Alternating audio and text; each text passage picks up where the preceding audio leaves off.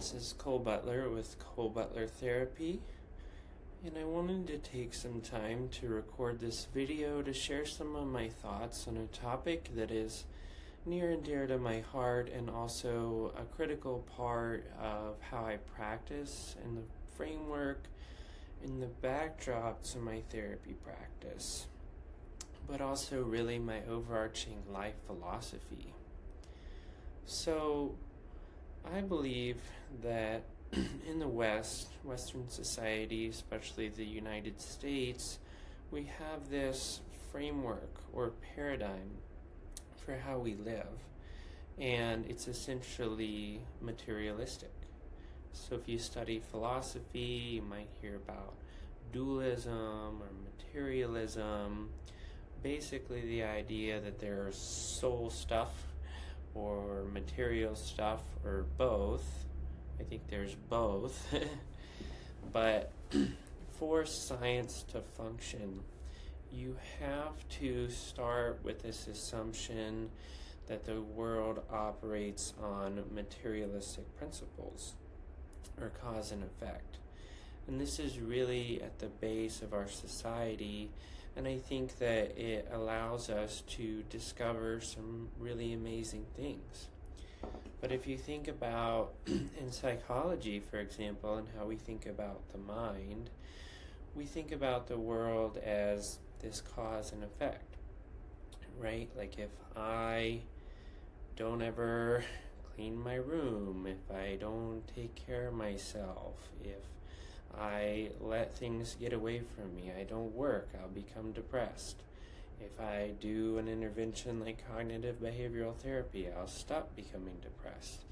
If I take this pill, this SSRI, I'll stop being depressed because these things in my brain are changed, and I have these chemicals, and I apply this pill, and it changes how my brain operates, and then I'm no longer depressed.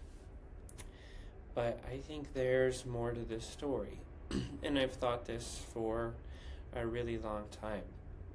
You know, I believe that we all have souls, and that there's a spiritual element to how the world operates. And I think that is something that is so left out of our society and how we operate, and I think that is a great tragedy. And the reason for this is because I think it leads to some really uncomfortable and harmful outcomes.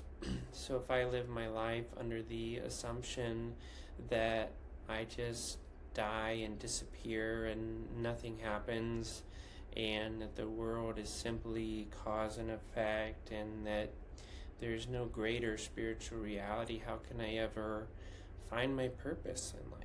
What can I do about it?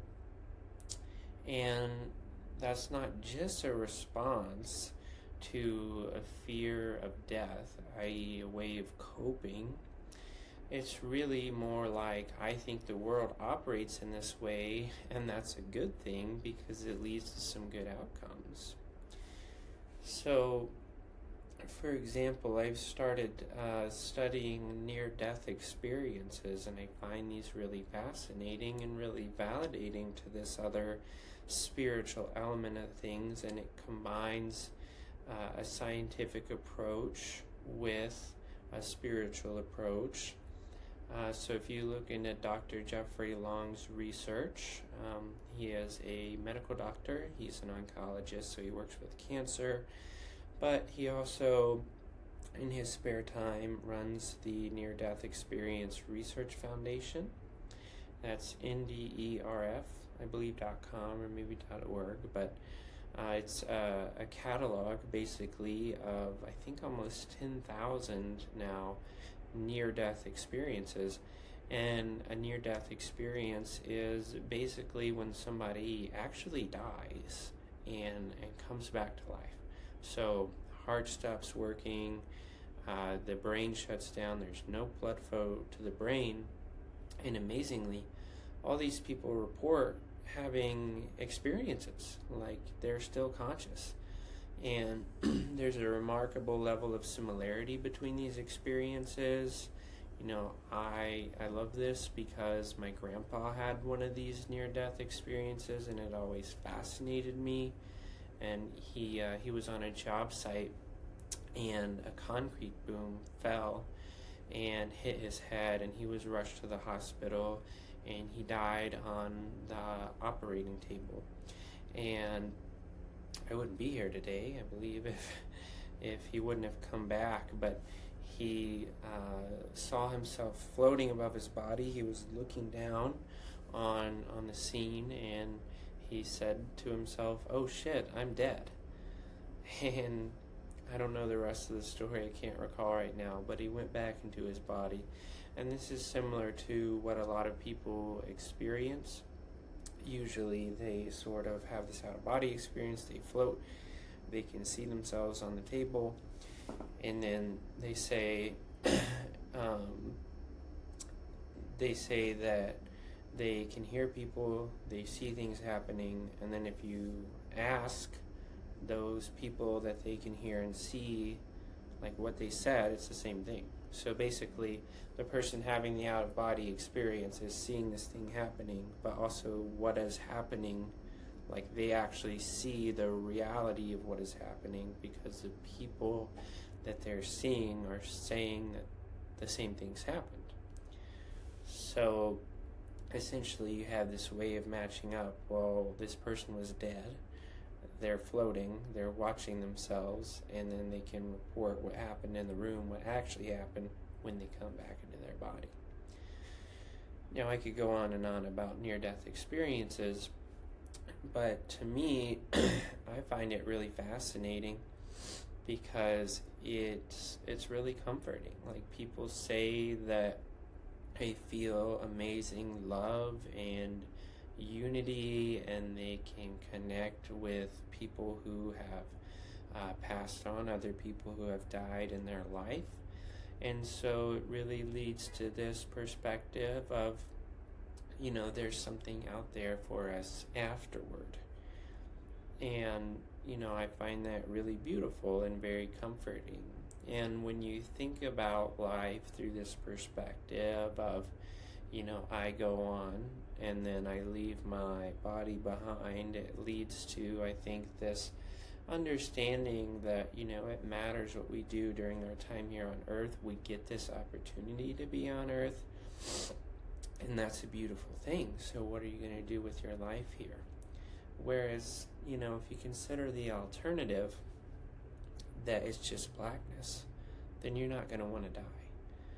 And I think, I've become very intellectually interested in things like brain-computer interfaces. So, people like Elon Musk developing Neuralink, this technology where you literally drill a hole in your skull and you put a little chip in there, and it has these threads, and the threads go down into your brain, and they can read your brain's activity. You can send a signal in the brain to trigger something, and when you do that, it allows, which is happening right now in one of the first patients, you to control a computer or a phone using just your mind, because that thing reads your brain signals and then it interprets them as an output, like, move the cursor on my screen, and that allows some really amazing functionality. Right now it's helping people who have lost their function